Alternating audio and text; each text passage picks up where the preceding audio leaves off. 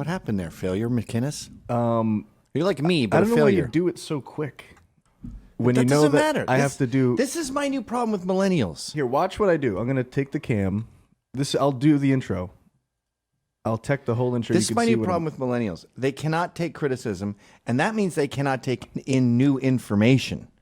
So you'll say, hey, you're doing that wrong. They'll go, actually, no, a lot of people do it this way. And you'll go, all right.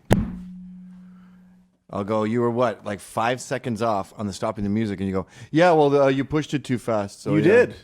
Yeah, that's it. I pushed it too fast. It's not your. I said give it a second right before we went live. No, you mumbled something. I couldn't even hear you. You know what I'm saying? You never press it that quick. I don't know.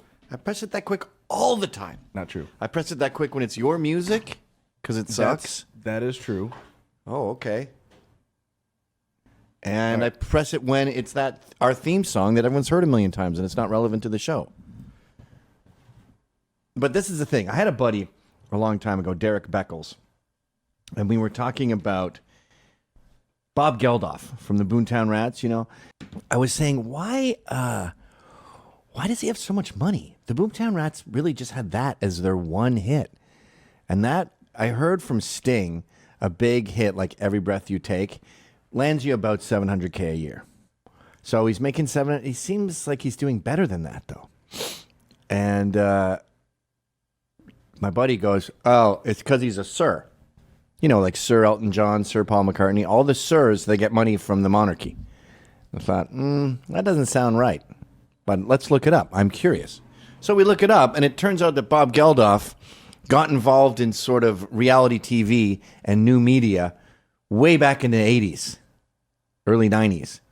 So he pioneered basically the MTV Real World type crap. That's why he has money. And then my buddy goes, no, I still think that it's because he's a Sir. And I go, we just looked it up. We just discovered the answer here, right now, live.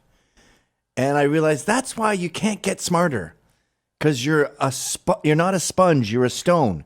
And when the facts hit you, they bounce off. Ryan's the same way. Millennials are the same way. Like Steve at Compound. I just texted him, and I was listening to Milo's show, and I go, I can hear the clothes rustling on the mic. And he goes, yeah, that's because his card was hitting it, and his hand was hitting it. There's nothing I can do about that.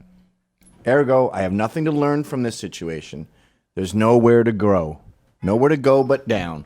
I don't agree with the way he ended it with there's nothing I can do about that, but we did an extensive mic thing, and he didn't... Okay, but when the show's going, you listen to it, and you go... I can hear... He doesn't want a show interrupted with stuff. He wants the show... I'm telling you as the boss, he's getting the show interrupted with stuff. Okay. If there's mic noise, then the show doesn't fucking exist. Yeah, so what he did was he has a backup plan. He put a room mic in there, which picks up, and then he switched it off. And it sounds very good. It sounds fine. Yeah. But that's not my point. But it took a second. My point is the attitude of this, like, nah, nothing I can do about it. Like Paul. He goes and he shoots a thing in New York that was great. I wish we could have used it. He went up to people in New York City, and he had to ask them about aliens. And he said, look, I got to shoot this thing for, I forget what network he said. But it's about, there's apparently an alien sighting here, and I can't find anyone who saw it, and I'll lose my job if you don't say that you saw something. Could you just say that you saw some aliens? So he got all these people to lie. Young Puerto Rican kids, old white dudes, tourists, people in fat, like everyone from any demographic, all the entire economic spectrum, all going, yeah, it was crazy, man. It had lights on it. And shit. And I go, this is awesome. Let me listen. And it's like, and I go, Paul, this is unusable. You couldn't even get a directional mic aimed at them or hold a microphone to them. I got mics. I'll give you a mic. And he goes, no, there's nothing you can do about that, actually. New York City. New York City's loud. Oh, well. There's no such thing as a recording outside in New York. I didn't do 10 million men on the streets for CRTV. See, so Paul will never get better because he can't accept criticism. And the bigger picture here is when someone says something, a criticism, anything, go, huh. I read criticisms all day. Some of them are valid. Some of them are not. You got to let it go like water off a duck's back. If it hurts your feelings, that's too bad. But the only way you learn is to be a sponge and assume that everyone's criticism is valid.